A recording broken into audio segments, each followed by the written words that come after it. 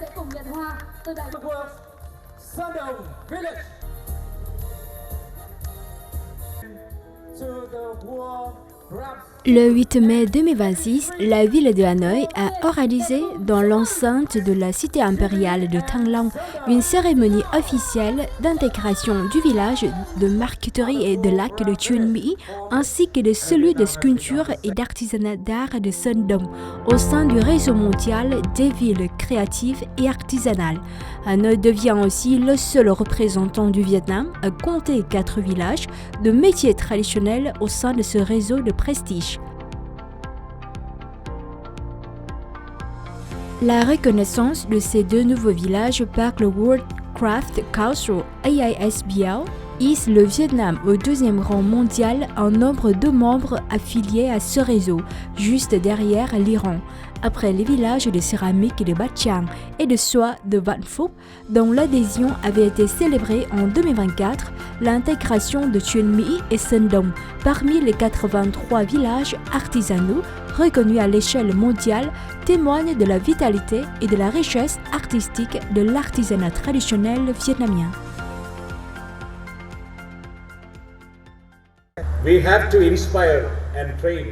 Vos villages artisanaux ne se contentent pas de produire des objets à valeur économique.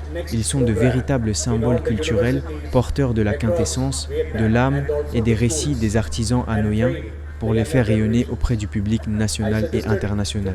Ces créations artisanales incarnent une profondeur culturelle authentique et constituent un vecteur privilégié de promotion de l'image de Hanoï et du Vietnam auprès du monde entier.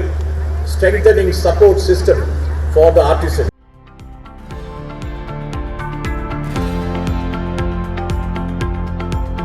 Fort d'une tradition multiséculaire intimement liée à l'histoire de l'ancienne capitale impériale, le village de Sơn Đồng s'est forgé une renommée grâce à ses techniques de sculpture, de statuaire et de dorure sur lac d'une rare finesse, tandis que celui de Chuyên Mỹ excelle dans l'art de la marqueterie, de nacre et de la laque.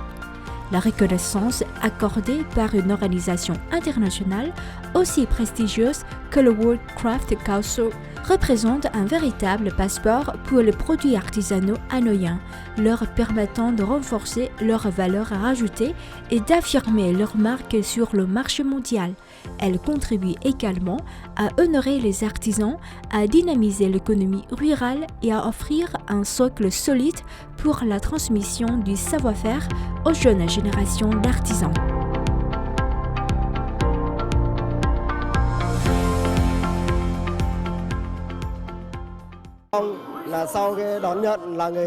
C'est pour nous une formidable opportunité de prendre notre essor. J'espère que Hanoï mettra en place un circuit touristique dans notre village, afin de nous permettre de développer le tourisme, de préserver l'environnement et de stimuler l'économie locale.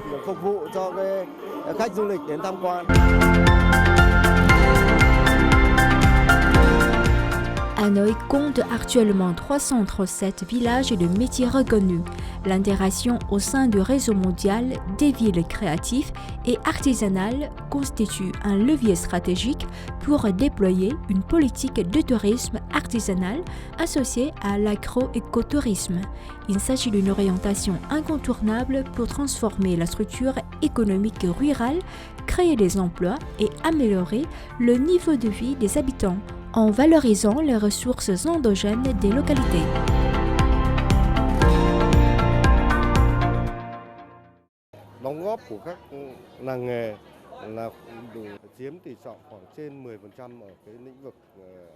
L'artisanat d'art représente 10% de la structure du secteur agricole de Hanoï.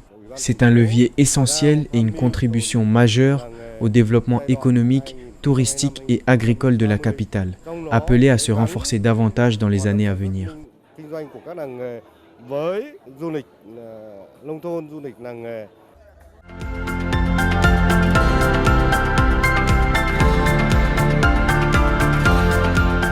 En marge des cérémonies officielles, une série d'activités de promotion commerciale, de mise en réseau des acteurs économiques et de visites de terrain organisé pour la délégation du World Craft Council dans les villages de métiers ouvrira de nouvelles perspectives d'échange d'expériences en matière de design, d'emballage et de construction de marques.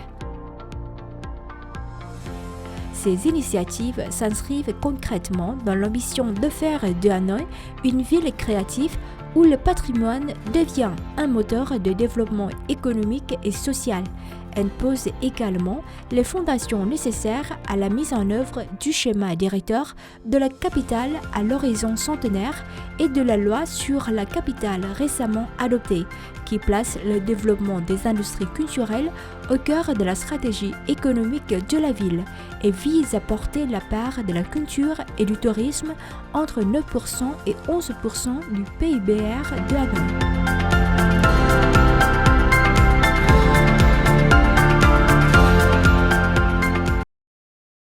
Les journées de la littérature européenne se déroulent du 7 au 17 mai à Hanoï, Hue et Ho Chi Minh Ville, réunissant écrivains, traducteurs et lecteurs autour du thème « De soi à nous, solitude et solidarité dans la littérature européenne ». Initiée par Unique Vietnam en 2011, cette manifestation est devenue un rendez-vous annuel incontournable pour les passionnés de littérature ainsi qu'un important forum de dialogue culturel entre l'Europe et le Vietnam. Nous constatons qu'un grand nombre de lecteurs, en particulier les jeunes Vietnamiens, apprécient la littérature européenne. Cette année, le public pourra participer à des ateliers, des tables rondes et, pour la première fois, à une soirée de lecture.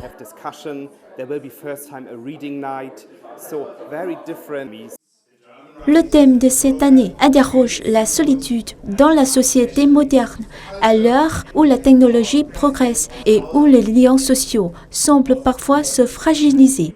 5 écrivains européens contemporains participent au programme, apportant des regards variés sur l'identité, l'histoire, les déplacements et l'intériorité humaine.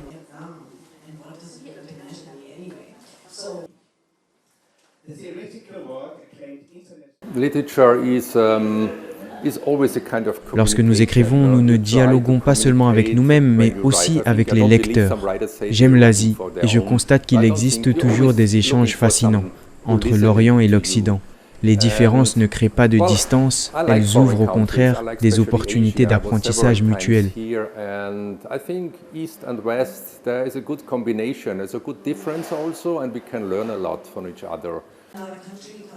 Le point fort de l'événement réside dans 4 grandes tables rondes consacrées au silence, à l'identité et à l'écriture comme acte de réparation.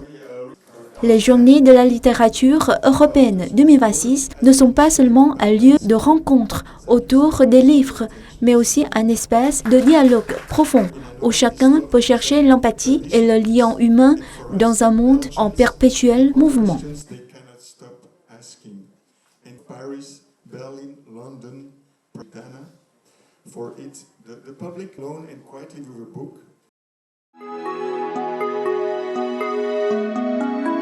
Chaque année, le marché de l'édition au Vietnam voit paraître des dizaines de milliers de nouveaux titres, riches tant par leur quantité que par leur qualité, contribuant ainsi à la diffusion du savoir. Cependant, dans un contexte où les lecteurs ont de multiples choix, le défi des éditeurs reste de produire des œuvres capables de captiver le public tout en réduisant la distance entre lecteurs et auteurs.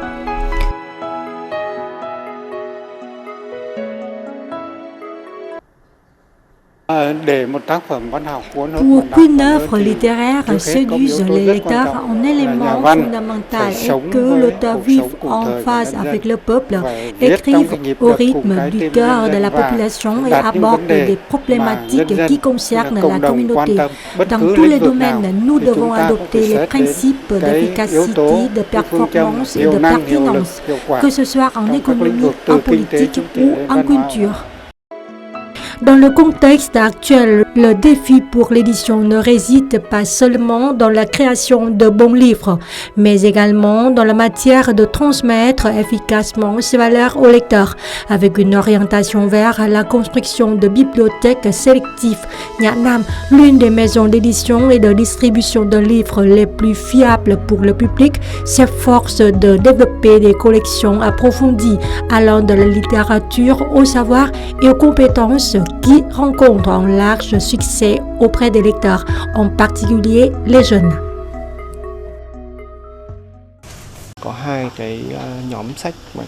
Nous nous concentrons sur deux catégories de livres. D'une part, les ouvrages classiques à valeur durable, d'autre part, les livres accessibles, faciles à lire et actualisés rapidement. Toutefois, pour les deux catégories, nous maintenons toujours des standards éditoriaux stricts et une qualité de manuscrit élevée afin que tous les ouvrages conservent leur valeur. Le plus important est que les éditeurs et rédacteurs en chef maîtrisent pleinement les connaissances et puissent guider les jeunes afin que ceux-ci ne se perdent pas dans des savoirs flous ou imprécis. Par ailleurs, face à la concurrence des plateformes de lecture en ligne et des e-books, la promotion des livres pose également de nouvelles exigences. Cela oblige les maisons d'édition à s'adapter aux tendances. Avec l'évolution des habitudes de lecture, l'innovation devient indispensable pour que le livre papier conserve sa place et son attrait dans la vie moderne. Ngành xuất bản Việt Nam hiện nay đang đứng trước một cái bước ngoặt. L'édition vietnamienne est actuellement à un tournant et a l'opportunité de se développer fortement. Les maisons d'édition doivent se transformer, intégrer de nouvelles technologies comme l'intelligence artificielle et le big data dans le travail éditorial, la recherche et la communication commerciale. Les éditeurs doivent se former à l'utilisation de ces outils et aux nouvelles connaissances. Nous organisons également des formations pour nos éditeurs et avons déjà modifié notre manière d'utiliser les données et l'intelligence artificielle.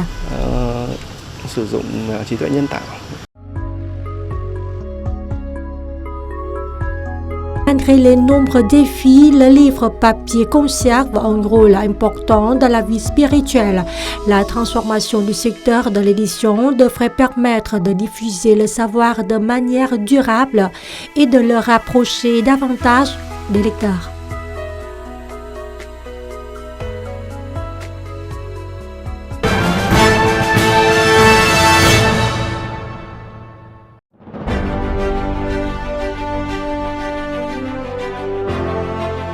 Durant 8 décennies, les affaires zéniques n'ont cessé d'évoluer, tant dans leur conception que dans le cadre institutionnel, jusqu'à devenir l'un des piliers de la stabilité sociopolitique et du développement durable du pays.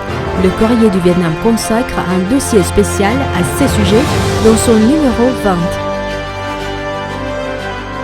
Le 3 mai 1946, le président Ho Chi Minh signa le décret numéro 58 instituant le service des minorités zéniques, premier organe étatique chargé des affaires zéniques. Ce jalon historique illustre la vision stratégique du parti et de l'État en faveur du bloc de rang d'union nationale. La célébration du 80e anniversaire de la journée traditionnelle de l'organe public chargé des affaires zéniques, 3 mai 2026, offre ainsi l'occasion de revenir sur les acquis majeurs de ce long parcours, tout en traçant les perspectives d'une nouvelle phase de développement dans laquelle la politique en faveur des minorités ne se limite plus à l'aide publique, mais vise également à stimuler les ressources internes, renforcer la confiance et affirmer le rôle central des communautés concernées. Depuis 80 ans, le parti et l'État ont consacré des ressources prioritaires aux régions montagneuses et aux zones peuplées de minorités zéniques. Cette stratégie a favorisé des évolutions sensibles telles que le recul de la pauvreté à un rythme supérieur à la moyenne nationale, l'amélioration graduelle des infrastructures et la diversification des modèles de développement socio-économique mieux adaptés aux spécificités de chaque territoire et de chaque communauté. Encouragés par cette politique, plusieurs localités du pays s'emploient à conjuguer sauvegarde des traditions et promotion touristique. Leur ambition, faire émerger progressivement des produits authentiques, reflets de la diversité nationale. Le Courrier du Vietnam cite l'exemple de Lào Cai, de Tuyên Quang au nord.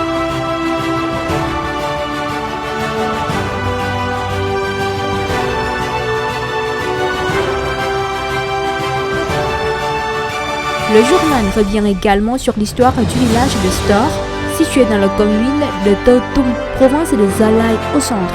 Ce village connaît une profonde transformation grâce à la modernisation agricole, au recul de la pauvreté et à la valorisation de son patrimoine culturel, tout en préservant son identité et son héritage révolutionnaire.